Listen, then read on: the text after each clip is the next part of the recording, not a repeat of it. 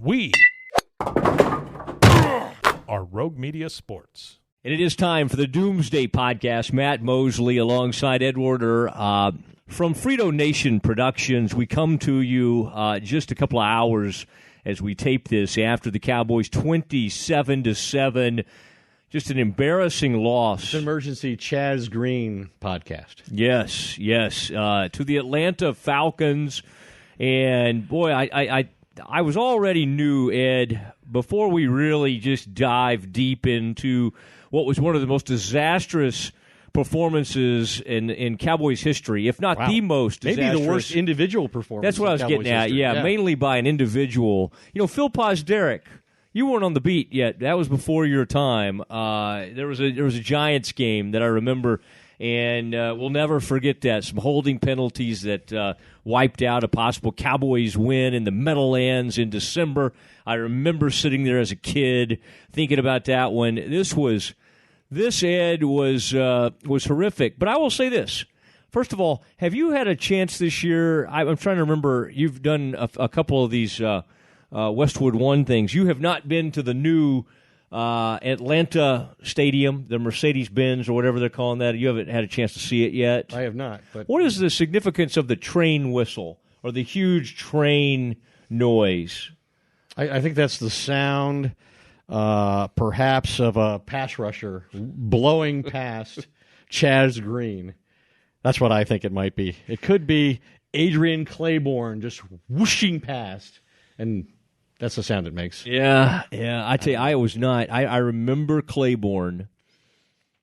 I remember the young man when he was taken by Tampa Bay in the first round. I think it was back in 2011. My time, how time flies. And here he is at age 29, he basically had like half of his career sacks today. His career high is 7.5, and he had 6 today against the Cowboys, 5 against Chaz Green. You're saying his career high for a season. For a season. Yeah. And he's had 74 career games in the NFL. He's had one multi-sack game. One game in 74 where he had 2 sacks even. And against the Cowboys, he gets 6 and gets the ball loose twice. Yeah, it was a horrible display, and it was also maybe a case of coaching malpractice. We're going to get to it. Frito, play the music, please.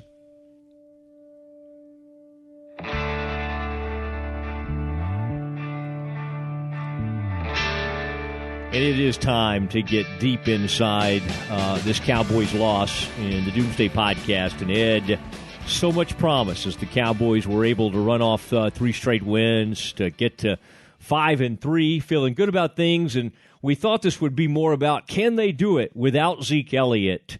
And I want to say I did, and I hope you saw this on Twitter. I had made the case during the week that I thought the loss of Tyron Smith could be worse than the loss of Zeke Elliott. And at least for one game, I think I might have been on to something.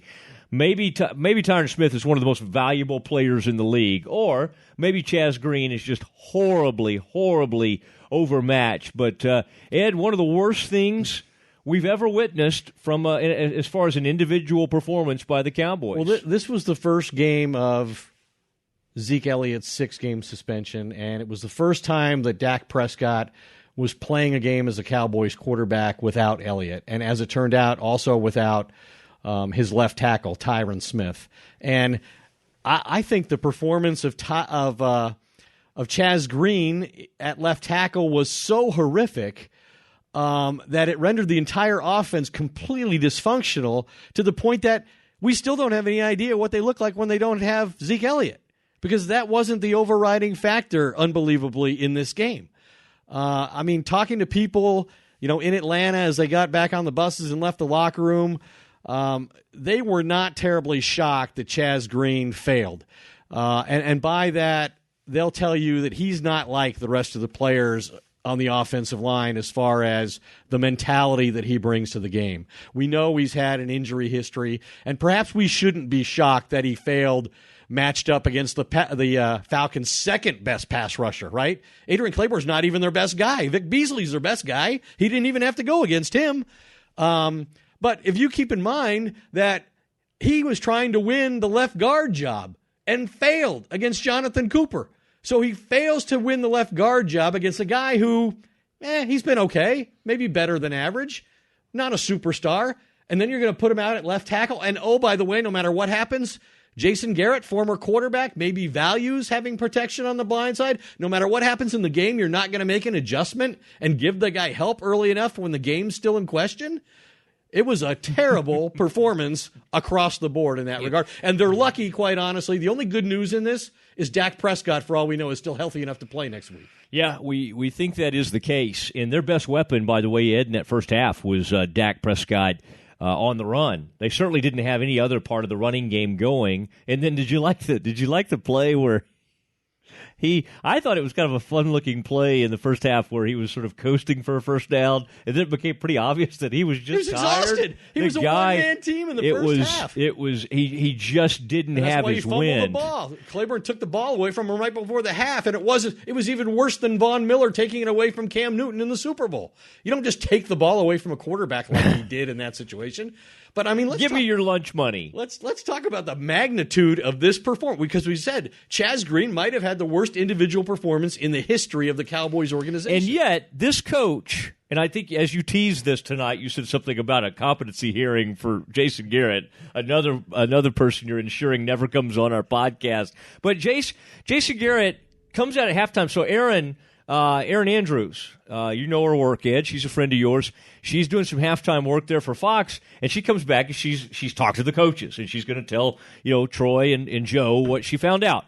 And she said, Jason Garrett told me that the crowd noise is affecting these guys. I mean, okay, I'll say this. No kidding. The train whistle was pretty loud. I don't think that crowd was that loud. So they apparently were not prepared for crowd noise. That got them. And honestly, that home crowd that the Chiefs had at the Cowboys, that should have prepared them. And so it was embarrassing. What you said on a lot of levels. And I didn't agree with this. I still think Elliott is the most important guy to this football team, as I've said on both sides of the ball. But yeah, in this game, I think going from Zeke Elliott to Alfred Morris, although they quickly went to Smith because of their pass protection issues, but going from Zeke Elliott at running back to Alfred Morris as your starter is not as big a drop-off as going from Tyron Smith to Chaz Green. Now, so I had somebody with the organization tell me this morning before the game that was their biggest worry, and they were worried about Dak Prescott getting hurt in this game. They were worried about how good the front in Atlanta is. They're worried about the crowd noise. They're worried about getting behind in the game, and all of those things materialized. But again, why didn't they? I mean, you are allowed. I mean, Aikman from the start kept saying, well, I think they're going to help him. Or they need to do more to help him. Aikman's vote got Jason Garrett the head coaching job in Dallas as much as anything. I mean, he's a big pro Jason Garrett guy. Garrett was his backup quarterback, a guy he really cared about, really advocated for him to get the head coaching job, took him down to meet Jimmy Johnson or talk to Jimmy about how to be a head coach before he actually began that process. And yet he's right away saying, hey, they got to get this guy some help. And so, yeah, I think the first couple of sacks are on Chaz Green. I think the rest of them are on Jason Garrett as much as they're on Chaz Green. But the magnitude. And Linehan, let's throw him in there. I mean, he is capable of, in Miles Austin, did you see him? Miles is holding up signs, 11. That's how many guys they want to make sure they have on the field. It looked like they had about 6. That's right. Guys, let's put 11 on the field. But he's holding up. Here's this thing for the personnel. You can put schemes together. You can even go 2 tight ends. Ed, I've seen them do that before. You can ship a defensive end with a running back. You are allowed to do that. Alfred Morris and McFadden know how to do that. I even think Rod Smith. Well, I think the reason that Rod Smith got into the game so early, I think their pass protection was so bad that they couldn't play the running back that they wanted to play as their runner because Alfred Morris isn't good at blitz pickup. And so they thought they'd play Smith as their third down guy who's better at blocking, who's better at receiving the football. And so that one position and what they allowed to happen kind of unraveled the entire offense. And to think that only Derek Thomas has ever had more sacks in a single game than Adrian Claiborne had in this game, I mean, no single Cowboy opponent has ever had 5 sacks in a game before. And the Cowboys used to play twice a year against Lawrence Taylor and twice a year against Reggie White. And yet this guy has a better performance than either one of those guys against the Cowboys? Yeah. But again, it was happening right away. It's not like it's not like they should have been shocked, and so you're right. They were worried. Okay, we're worried about this. Oh my gosh, this is happening. This is happening. Oh, he's got 3 sacks at halftime. That's the big story. I mean, obviously, it's the huge story of the game. It was the story of the first half too. Ed, what was the score at halftime? They were it's 10-7. They're right there in this game, even with everything going against them because of that turnover they got, the takeaway that Xavier Woods got. And then they were able to march it in. On the very first series. And the Falcons did not realize, apparently, that that Dak likes to run. That was an amazing play when they both ran out there. Who was it they both tried to go get? Were they chasing the running back? Was that Alfred? Well, whatever. They were running it, and They both went to Rod Smith, and Dak had it, he went in for the touchdown. But you're right. It was immediately that this was a noticeable problem because on the first series of downs, Claiborne got a sack, got a pressure, got a hit on Dak that forced an interception that was nullified because Beasley on the other side jumped offside. So it was an issue from the first series of downs, and it was a problem that they didn't even attempt to correct until 8 minutes were left in the game when they finally took Chaz Green out. And this is the most sacks in a game by an individual since O.C. Umenyiora had 6. And I think you remember we were talking about that game. Well, I think O.C. actually ended up with 7 individual sacks in that game, but he had 6 on Winston Justice. Winston Justice, the left tackle of the Philadelphia Eagles. And talking to somebody who plays that position, a pretty noteworthy tackle himself, tells me that, hey, that Winston was ruined in that game mentally and emotionally, that he didn't want to play left tackle ever again. Now, I don't know if the Cowboys, we don't know if Tyron Smith is a 1-week injury and he's going to be back this week against Philadelphia or not, but I think it's somewhat ominous that when I asked that question at the end of the game today, people there were saying, well, I don't know how close he is. He didn't travel, which is noteworthy. And this person said, it's going to get worse next week against the Eagles. Yeah, if you're right. And, although Shirley, they don't have anybody. Who's Shirley? Are they going to start her? Okay, thanks. It's like Naked Gun or something. I don't think they're. The Cowboys have to make some adjustments. They can't put this guy out there again. And I'm serious. You said something about Winston Justice, and I'm only halfway joking here. Like to go through what that kid went through, what Chaz Green went through, the former Florida player, former third round pick. Like you almost need to go into therapy after that game. I mean, you can get ruined mentally, and they let it happen. I mean, that's the thing. That's where the coaching malpractice comes out in my mind. They sat there and watched it happen and just really didn't do anything about it. Now, Troy had a good point. Late in the game, poor Byron Bell is shoving his man, shoving Claiborne outside for once. And at that point, I think Dak was just shell-shocked and didn't really step up in the pocket. And, that's a feeding frenzy at that point in the game. But when the game was still there, it was 17-7, and you got Nugent down there clanking. They should have seen that coming because he'd been knocking in extra points off the upright. So he misses one that would have made it 17-10. This is a mess. And here's the thing. You talk about a house of cards, Ed. This is a team that is always seemingly one player away from falling apart. We talked about it. This is a team that everything just completely fell apart for the defense when Sean Lee went out. Well, it happened again. In one game, you saw it. They finally started running the ball. The Falcons did. And poor Jalen Smith. They lost their leading rusher, too, in the game. Devontae Freeman goes out early. And in fact, Aikman or somebody says something to the point of, well, I don't know if Atlanta will be able to do anything because they've lost their best back, Devontae Freeman. Elliott comes in, did a superb job, and part of that is our man Jalen. Oh, God, love him, and I love his story, and I love that he likes to come on Doomsday. But, Ed, have you ever seen a man? I would ISO it and rewind it and try to watch all this happen. This is a man who sort of tries to diagnose a play and then run to the wrong side. Like, I'm watching this all play out. I'm watching where the hole's going, where the runner's going, and he's he's going to a different part of the line. Like it's all happening in front of him and then around the goal line. He's just diving at stuff. I mean, literally, it's just like he's hoping to hit something. Yeah, maybe if I just dive across the line of scrimmage, something will happen. I mean, Hitchens is good. Hitchens is a good player, and I got the sense that it was just like, man, I am out here by myself right now without Sean Lee. So to me, this team is sort of built. You talk about a team, we say, can they win without Zeke Elliott? Well, they can't win without Tyron Smith. I don't think they can win without Sean Lee.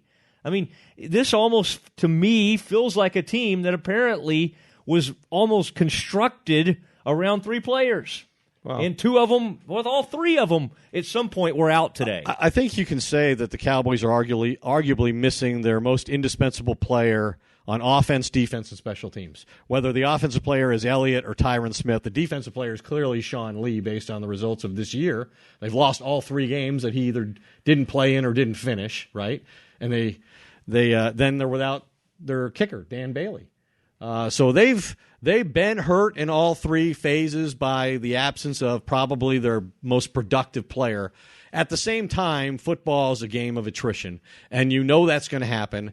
And it's the job of the football people. We've given Will McClay a lot of credit for building a strong roster, and Stephen Jones for being more influential. But it appears they still don't have enough significant depth at several positions, and that is getting them beat right now. Well, I tell you, Ed, one of the only saving graces for me right now is that when my stubble gets out of control, you are smooth. I can pick up Harry's razors. Thank you so much, Harry's. And I tell you, that comfortable glide, the closeness of the shave of a man with very, very sensitive skin. I'm just a sensitive man altogether, and these blades do an unbelievable job for me. Harry's is so confident you're going to love their blades. They'll give you the free trial shave set when you sign up at harrys.com/doomsday. Just pay for shipping. Harry's is all about a great shave at a fair price, in which why, Ed, over 3 million guys have switched to Harry's. One of the reasons Harry's keeps coming back to the Doomsday podcast because our people, Ed, have been ordering these things, and they're loving them. Again, claim your free trial offer from Harry's today. $13 value for free when you sign up. Just cover shipping. Your free trial set includes this, Ed. A weighted ergonomic razor handle, 5 precision-engineered blades with a lubricating strip and trimmer blade, a rich lathering shave gel. And, Ed, here's the deal. Sometimes when you get these free things, some of the ancillary stuff, some of the complimentary pieces are kind of like, I like the real deal, but some of this other stuff I'm not so sure about. The gel works beautifully. I'm telling you. I wouldn't know. Ed, I'm going to share with you. This is going to happen. And for those of you looking to get your holiday shopping done early, Harry's just released their special edition holiday sets that make great gifts. I'm going to do this for you and Frito. Check them out to get your free trial or to browse holiday gifts. Go to harrys.com/doomsday. Spell Doomsday, Ed. DOOMSDAY. And that's what it was for Chaz Green. That's right. That's harrys.com. I can't think of what I'm going to get you. /Doomsday. All right, Ed, as we continue to walk through what was just a horrific day for the Cowboys and Chaz Green, also there's some interesting stuff brewing with Jerry Jones, always is. Did you like the shots they had today, Ed, of they'd go up and they'd show Arthur Blank, and then they would show Jerry, and then one time they showed him before the game, and they circled Arthur and then circled Jerry over there. And they were about 20 or 30 yards away from each other. Ed, do you think they even made eye contact with each other? Well, we should explain why this is, right? That Arthur Blank have such a sophisticated audience. Took the lead position on this 6-member committee that's negotiating a contract extension for NFL Commissioner Roger Goodell. Blank, because he feared Jerry not being on the committee, but having a strong opinion on this, might inflict some damage and cause be a disruptive force. Kind of invited him in as a 7th member of the committee, but now Jones has informed them that he's threatening to sue. He has attorney. He's ready to sue, file paperwork. He wants to be able to extend some control for all owners over the commissioner's salary and the new deal. He wants to limit the commissioner's power to discipline. And obviously a lot of people think the timing is very interesting in that his position seemed to change when Zeke Elliott got suspended. But I appreciate that explanation, and I know our listeners too, our loyal audience out there do as well. But I like this development that was mentioned by a guy who listens to our podcast a lot. In fact, they use a lot of our stuff, and we, with our permission, I might add, at Pro Football Talk. Ed, can you explain what some of the powers that be, as reported by Mike Florio on Pro Football Talk, just this very evening, what they are attempting to do to Jerry Jones? Because I like this. I think the owners have the ability to do this. Now, this is something more for just talk, because there's no way in the world they would ever do this. But I think Cowboys fans will sort of get a kick out of what the owners are at least exploring, what they could do to Jerry Jones based on, did you hear Joe Buck today? I like that. He said something about David Boies. He's like, one of America's great attorneys. He's also, Joe, one of the most despicable attorneys right now. I mean, he's the one out there that was Harvey Weinstein's guy. I mean, helping put that army of spies together to spy on all these women that have and the reporters accusers. Who were and the reporters, mainly the reporters from the New York Times and the New Yorker and other places. Ed, what is the latest on this? So Mike Florio says that a league source with knowledge of the situation has told him that multiple owners have been discussing the possibility of invoking. I'm not going to get into what the number of it is, but one of the Constitution and bylaws authorizes the commissioner to determine that an owner has, quote, been or is guilty of conduct detrimental to the welfare of the National Football League, and that they could force such a person to forfeit their franchise. Now, can you imagine these guys trying to take Jerry's $4 billion football team away from him? Yeah, no, I think what would happen is it would be like... It might only be worth like $3.8 million. It would billion, yeah. It'd be like they try to do something with the Clippers. There'd be like a forced sell type thing. So I mean, Jerry, in a sense, would be made whole, but they would just run him off. Now, I'm not trying to compare him. By the way, let me just clarify before you jump in here. I'm not saying Jerry's done anything like Donald Sterling of the Clippers. I wish I could have stopped you there, but go ahead. Well, no, I'm saying, because I brought up the Clippers, but I'm just saying, interesting that that tells you right now how at odds these people are. And Ed, all this happens in the backdrop of another story that our friends Chris Mortensen and Adam Schefter had today, basically saying that Roger Goodell is his counter proposal on this extension, the one that Jerry is fighting tooth and nail. Ed, he wanted a private jet for the rest of his life and what's wrong with that? Health care for the rest of his life. I know, a lot of us do. He wants $50 million per year, and he wants use of a private jet for the rest of his life and health care for his family for the rest of his life. Now, who in this whole equation would be trying to make Roger Goodell look greedy? If Jerry Jones is the only guy out there who objects to the extent that Jerry does, that he's threatening a lawsuit to prevent this from happening, who would benefit the most from this coming out on game day? I wonder, Ed. And I was also thinking, right, some owner is telling Mike Florio, hey, we can take Jerry's franchise away. Like, Mike Florio's not, I know he's got a legal background and everything like that, but he's not just perusing the NFL Constitution to see if Jerry Jones's football team could be taken away from him and sold at, a Highland Park garage sale this weekend. But so this is all very interesting, these machinations, each trying to expose the other and win the public relations game right now. Yeah, it's happening, and a lot of leaks out there. And it's a good time to be a sports journalist. I mean, unless you want to make money or have a career. But, I mean, I'm just saying there's some interesting stories. The stories never go away. But now the problem for the NFL, Ed, there might be a fun time for a journalist in some sense or an interesting time.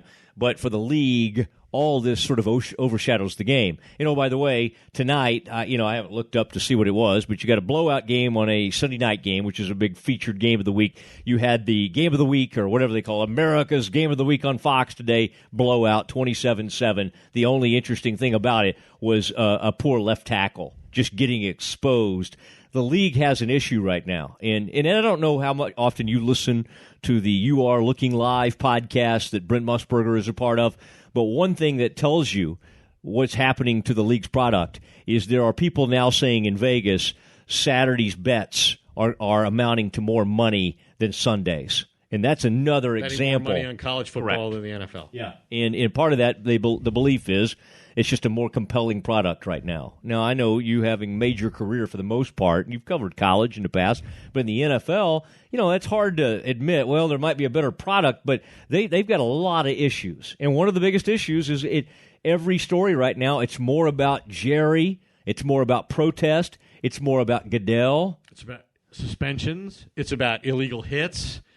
Yeah, it's not about what's happening on the field on Sundays anymore. And that's unfortunate. And here we are more than halfway through the season, and there's no end in sight of these stories, right? I think the anthem protest thing, they seem at least temporarily to have some control over that. I think 49ers were the only ones who protested today. But, of course, the NFLPA, the Players Union, had to send out a memorandum that, hey, we deserve praise because we've talked to our players, and because it's Veterans Day, we are all going to honor the flag. How magnanimous of them is that? Wait, but you're saying the 49ers, not all Eric of them Reed, did? Who was one of the he's been very close to Colin Kaepernick since the time this all began. He continues to kneel. But now that's what's interesting to me is I do believe what Jerry and this Goodell fight and all the Zeke stuff has really put the protest on the back page a little bit. It's gone away to a certain extent, and mainly because, Ed, you had a game today between like a 1-8 team and a 0-9 team.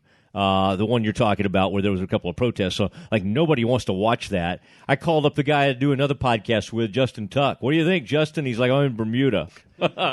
Is Zeke there? I don't know where. And that's another thing. I'm glad you brought it up, Ed.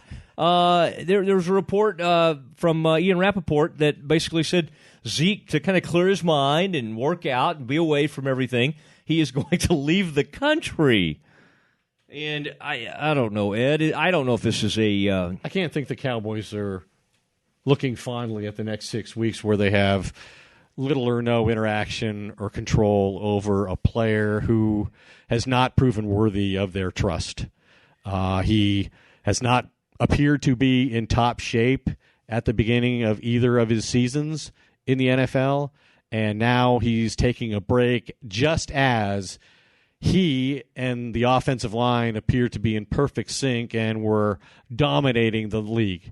So I don't even know if the Cowboys are going to have a season to play for when he comes back. They're going to have to play a lot better than they did today, and they're going to have to resolve a lot of problems that were exposed today if they're going to be even in the wild card hunt when Zeke Elliott comes back for either the final 4 games or the final 2 games.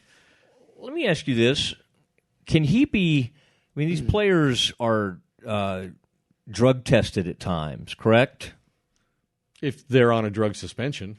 But now the ones that there's no random... I mean, obviously in college football there are a lot of random drug tests. You have to be in the program. Unless he's in the program and we don't know that. And the only thing we do know is that he...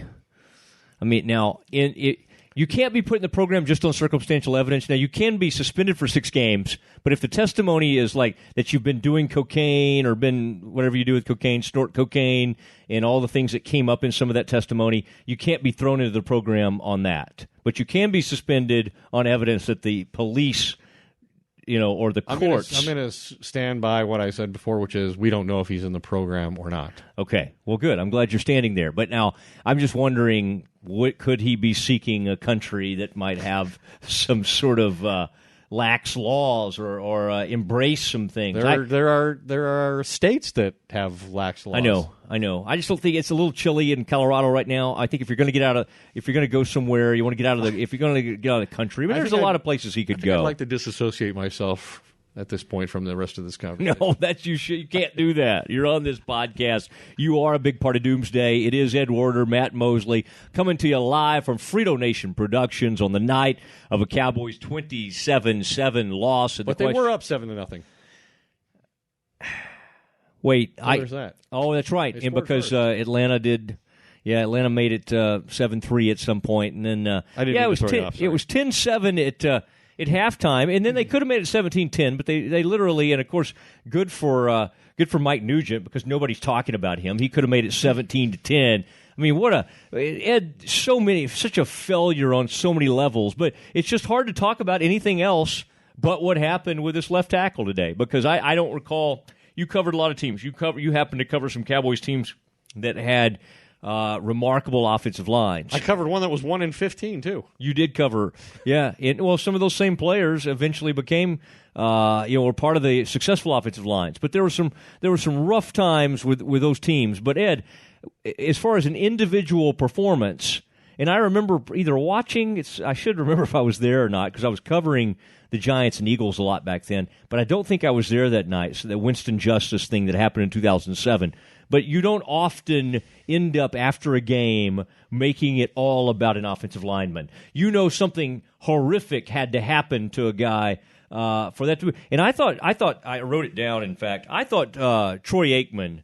I've got his quote right here. Okay, go ahead. They had finally made an adjustment and applied a double team to Adrian Claiborne on a pass rush play, and he still got through because Cooper didn't touch him. And you got the quote? Yeah, I do have the quote, but I don't want to interrupt you. Cooper, and you're saying Cooper and Chaz. Cooper was supposed to help on the inside, yeah. And Chaz knew he had help. He just had to handle the outside, and they still let him get around the outside and sack Dak Prescott. And then Troy Aikman said this remarkable thing. Yeah, Troy said that's a pretty embarrassing play. That's about as bad as I've seen anyone get beat in a football game in all my years watching football. At that point... This is a guy who, by the way, got sacked 11 times by the Philadelphia Eagles. So he's seen bad football and poor offensive line play and great pass rushing. I think you're right. I do think, and I find this humorous, and I kind of like it. I think it happens in a very seldomly, but I do think there's every once in a while, Troy can get just completely frustrated by just the state of the game or the state of what he's watching and how and to hear him say those words in that one moment. He doesn't often sound like this. He kind of sounded like a Cowboys fan. I think it was almost like he channeled what every Cowboys fan was thinking, and it was just he didn't sound like a Cowboys fan. He sounded like someone who loves the organization and loves and has been a huge part of that organization. He sounded disgusted, and I don't blame him. I mean, I think he said those lines with utter disgust. I think he would have said that about any other team that did what the Cowboys did and let one of their guys get exposed to the detriment of the entire offense. Probably so. I think I was. But I actually think, and I think Troy's great at being objective. And I know people in Philadelphia don't think he is, and people who are Giants fans don't necessarily think so. But I think he is. And I don't think it would be easy for him, given how much he thinks of Jason Garrett, to he's using Chaz Green to criticize more people than just Chaz Green, including Jason Garrett. Probably so. Although you're right, he's close enough with Jason that he didn't want to just come out and just plow him over. I think what happened with the Cowboys today is a fireable offense. Now, what I have a hard time doing is saying, okay, who gets fired? You're not going to fire Garrett. With the team 5-4, you're not going to fire Linehan. You could fire the offensive line coach, although he's not in charge of the schemes. Yeah, you could fire Frank Pollock. So the best I can do, and I hate this because it's so harsh, but you got to give this kid a fresh start somewhere. I would put Chaz Green on the street And I would let somebody else maybe take him and put him back together again. He can you're never. You're sure you have somebody who will do the job just as well or better next week? How can you not? Smith back? How can you not? No, I'd put Witten or that rookie tight end that I didn't even know was on the team. That number 89 today. What's that guy's name? I was looking him up earlier. At one point today, there was a funny run where they sort of picked Alfred Morris off the ground and were carrying him. They should put number 79 on Witten. Put 79 on. That's right. Make him be the left tackle. Either Witten or that guy. What was that guy's name? Started with a G. I was like, who is that? And he's one of the backup tight ends because Swaim wasn't active, and he was in there. He's a good blocking tight end. Swaim. I liked it. Yeah, Swaim is, but Swaim didn't make the trip along with Tyron Smith. I do think this. If I were Tyron Smith or his attorney, I would be trying to redo my deal. Like, in the second half, I would have called Smith, Steven. I'd be trying to redo my deal right now. That's what I'm saying. Tyron Smith. What did I say? Chaz Green, I think. Oh, I think Frito said I did it. You really? corrected my joke. That's okay. I'm here for you. I think I said Tyron Smith. But anyway, I would have been calling at halftime and just saying, okay, I'm ready. I gave you guys a team-friendly deal. We need to do a new deal going forward. And by the way, I think I'm going to be healthy next week if we get something done. As unbelievable as this seems, going into this game, they're actually 2-2 in games without Tyron Smith. They won 2 of the 3 games they played last year without him. They won at Chicago, and they beat the 49ers. So, but who did they? I'm trying to think who they put in there last year when he was out. They would have had Doug Free on the right side. So, who was their swing tackle last year? Well, there's one guy that ended up at Jacksonville. It was a decent. The guy Jeremy Parnell. He was a couple of years ago. That would have been him. Yeah. Well, we could. I'd like to just kind of sit here and think about it for a little bit longer. But I do think maybe Collins slipped out there. Collins was hurt most of last year. I'll just say this: it couldn't have been Chaz Green. There's no way it was Chaz Green if they went 2-2 without Tyron Smith. That was a. But again, Ed, you made a good point earlier. As much as we can sit here and talk, and I do think he should be off the team. And you just got to let somebody else hopefully give him another chance somewhere else. But you can never the minute you put him out there again at left tackle, whoever makes that decision, and that would be Jason Garrett, or in this case Jerry, since he makes all decisions. But no, you'd fire that person. Chaz Green can never start for the Dallas Cowboys again. And so me saying that says he needs to be on the street. And I would say, Ed, Byron Bell. I'm not saying he went in there and was just great or anything, but I would at least give him a shot at this thing next week. Well, and then gave him a shot. And then he gave up 2 sacks too. No, Ed, that last one, as Troy said, that was Dak's problem. There was a nice pocket. He didn't step up. And Dak didn't step up, and Byron actually pushed the guy out for once. Did you see that, by the way? That was funny. They were joking about it. Our man Adrian Claiborne, he just looked bored. They were joking. Did you see it? At the end of the game, he was just sitting over there like, I can't believe this is this easy. And he came into this game 22.5 sacks, Ed, and he ends up with 6 sacks in this ball game. Can you imagine that? He came into the league in 2011. He's 29 years old, and he had basically a third of all his career sacks in this one game. An embarrassment for the Cowboys. Now, Ed, I'll tell you what's not an embarrassment, and that is Harry's razors. Ed, if you look over at me right now, take a good close look at me. No nicks. I've got no, and that's the thing. For years, I'd have to use one of those styptic pencils. I wouldn't say you're flawless by any means. Certainly not flawless in any way, but from a shaving standpoint, doing some good things, and thank you to Harry's Razors for that. Harry's is so confident you're going to love their blades. They'll give you their trial shave set for free when you sign up at harrys.com/Doomsday. And Harry's is all about a great shave at a fair price, which is why over 3 million guys have switched to Harry's. And Ed, for those of you looking to get your holiday shopping done early, Harry's just released their special edition holiday sets that make great gifts. Said to you earlier, you and Frito are going to get one of those. I'm going to make sure of it. And Ed, that's something, you've got a brother, you've got a son, you have people in your life that shave. And I think that's why you need to think about Harry's. Harrys.com/Doomsday. Again, it's Harrys.com/Doomsday. Ed, here is the Doomsday scenario for the Cowboys. Have you looked to see who's next on the schedule and who comes in here rested as ever. The Philadelphia Fighting Eagles, the team that sacked Troy Aikman 11 times. Maybe they'll make it an even dozen against Dak Prescott next week on Sunday Night Football. And I have, there's going to be a lot of attention paid, despite what just happened in this game. There's going to be a lot of attention on the two quarterbacks, both drafted last year.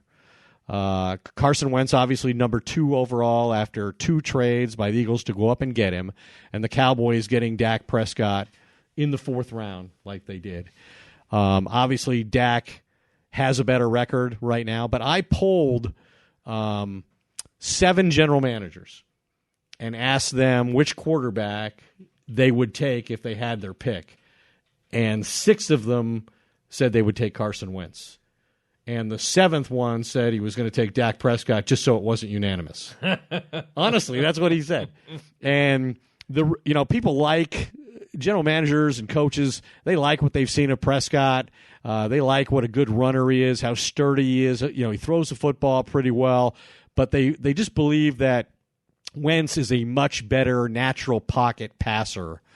He has mobility, but he's a better, more advanced pocket passer than Dak Prescott is at this point in his career. But I think those two players, when Doug Peterson, the head coach of the Eagles, was on with us in the offseason, we talked about this being a great competition between these two quarterbacks for the next 10 years in this division, potentially.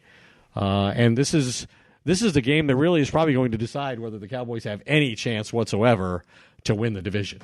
They're already 3 games out. They get 4 behind. Oh, yeah, I've already handed that. I think that's out in my mind, the division. But in order to kind of stay in the playoff hunt, did you see that little graphic they threw up there today? I mean, the Cowboys are already, as of now, with this loss, they were already kind of that in the hunt team. If they had won, they would have been like right up there for that 6th spot. And they've lost right to a bunch of NFC teams, right? They've lost to the Rams, Correct. They've lost to the Packers, they've lost to the Falcons, and they've lost to – who else did they lose to? Did you know the Rams are 7-2? How about that? And the highest scoring team in football. After being the lowest scoring team in football, they are averaging the same number of points as the greatest show on turf. Yeah, Kurt Warner. Here's what I'm trying to currently decide, and I think this is the real deal because we know Wade Phillips does a great job as defense coordinator, and Sean McVay has done an extremely nice job as the head coach. I'm going to make sure, I'm going to keep my eye on this one because I do remember us all going crazy over that start one year that Josh McDaniels had when he went, was he Denver? When he became head coach and he started off like 6-1 or something, or 6-0. And he beat Dallas and New England back to back. And we literally thought he was the boy. A year later, he was fired. He was the boy wonder, and he ends up getting fired. Just so you know, by the way, a boy wonder, by the way. Dak Prescott, his quote after the game: "We got our asses kicked," and I quote: "That's what happened in Denver. We got better from it. We'll get better from this one as well." And he did say he exchanged text messages with Zeke.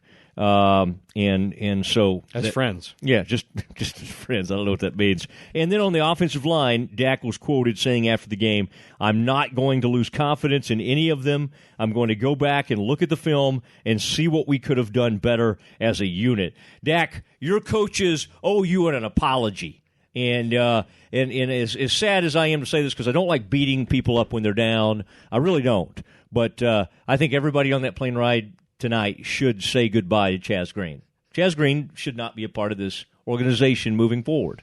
And that sounds harsh, but I think that's better for everybody involved. Maybe they'll do what they did with Lucky and like pin a false allegation on him.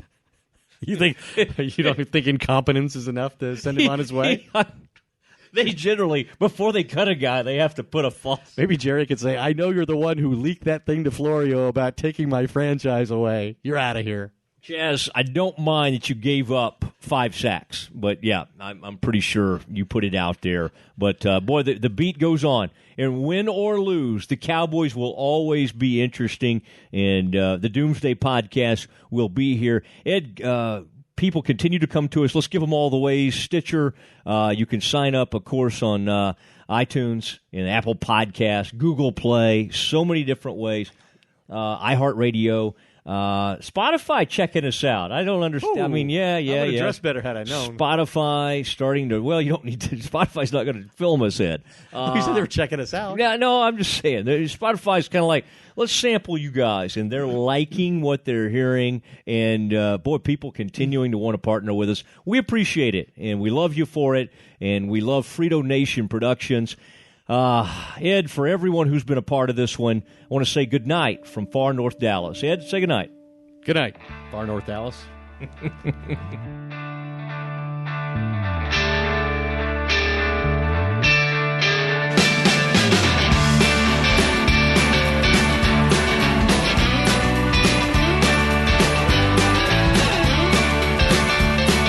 the Christmas lights are shining, stockings have been hung. You're praying for your daughter, lighting candles.